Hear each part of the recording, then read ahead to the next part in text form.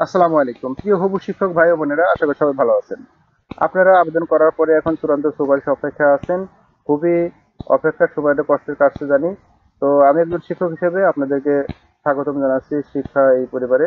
তো আপনারা এখন, আপনাদের বেশি একটা আপডেট আছে, তো দুইটা আপডেট এখন আমি আপনাদের জানাবো যে আপনাদের চূড়ান্ত সুপারিশটা কেমন হবে। সাধারণত নিয়ম হলো প্রথমে প্রাথমিক সুপারিশ হয়, পরবর্তীতে ভেরিফিকেশন এবং পরবর্তীতে চূড়ান্ত সুপারিশ। আর শিক্ষক নিয়োগের এই সুপারিশটা কবে প্রকাশ পেতে পারে, এই দুইটা বিষয়ে আজকে আপনাদের সাথে শেয়ার করব। তো আপনারা একটা বিষয় অবশ্যই জানেন যে আমরা প্রত্যেক গণবিজ্ঞপ্তিতেই আপনাদের জন্য কিছু কাজ করে থাকি। তো কিভাবে আবেদন করতে হবে, বিরল ফর্ম পূরণ এবং অনলাইন আবেদন, এমপিও আবেদন, আপনার যোগদানের জন্য কি কি কিভাবে আপনাকে যোগদানপত্র দিয়ে আবেদন করতে হবে, এ টু জেড আমাদের পক্ষ থেকে দেওয়া হয়। আশা করি এবারও আপনারা পেয়ে যাবেন। তো আমাদের এই চ্যানেলগুলোতে অবশ্যই সাবস্ক্রাইব করে পাশে থাকবেন, ইনশাল্লাহ সব ধরনের সহযোগিতা পাবেন। তো এবার চলুন আমরা জেনে নেই যে ষষ্ঠ গণবিজ্ঞপ্তি রেজাল্ট কবে হতে পারে এবং সুপারিশটা কিভাবে হচ্ছে। তো এখানে দেখতে পাচ্ছেন যে একাধিক পত্রিকা অনলাইনে প্রকাশ করেছে যে ষষ্ঠ নিয়োগ গণবিজ্ঞপ্তির কেমন সুপারিশ হচ্ছে।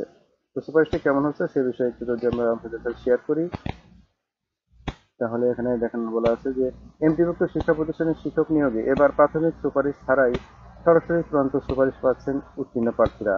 এতদিন প্রাথমিক সুপারিশের পর যাচাই বাছাই শেষে চূড়ান্ত সুপারিশ দেওয়া হতো, তবে সেই প্রক্রিয়ায় এবারই প্রথম পরিবর্তন এলো।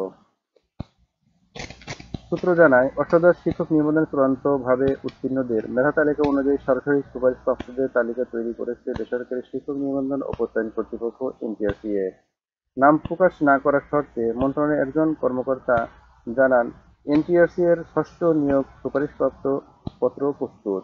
এখন শুধু মন্ত্রণালয়ের অনুমতির অপেক্ষা। মন্ত্রণালয়ের অনুমতি পেলেই প্রকাশিত হবে ষষ্ঠ গণবিজ্ঞপ্তির চূড়ান্ত সুপারিশ। জানা যায়, নিয়োগ সুপারিশপত্র প্রকাশের পরপরই পুলিশ ভেরিফিকেশন কার্যক্রম সম্পন্ন করতে পারবে প্রার্থীরা। সংশ্লিষ্টরা মনে করেছেন, এই পরিবর্তনের ফলে নিয়োগ প্রক্রিয়ায়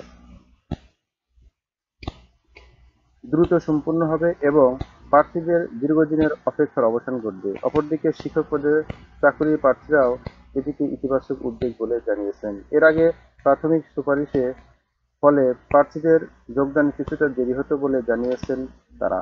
এতে সামাজিক ও পারিবারিক প্রেক্ষাপটে তাদের কিছুটা ভোগান্তিও হতে হয়। এরা এর আগে মৌখিক পরীক্ষায় অংশগ্রহণকারী প্রার্থীদের মধ্যে চূড়ান্তভাবে ৬০,৫২১ জন উত্তীর্ণ হয়েছে। তার আগে ৩ বছরের মধ্যে শিক্ষক শূন্য পদের তথ্য সংগ্রহ ও সংখ্যা নির্ণয়ের উদ্যোগ নেয় বেসরকারি শিক্ষক নিবন্ধন ও প্রত্যয়ন কর্তৃপক্ষ এনটিআরসিএ। তো এখান থেকে আপনারা দেখতে পেলেন যে দুইটা সংবাদ দেওয়া হয়েছে। একটা হলো যে অলরেডি চূড়ান্ত সুপারিশপত্র রেডি, এখন যে কোনো সময় চূড়ান্ত সুপারিশ দেওয়া হবে, শুধু মন্ত্রণালয়ের অনুমোদন।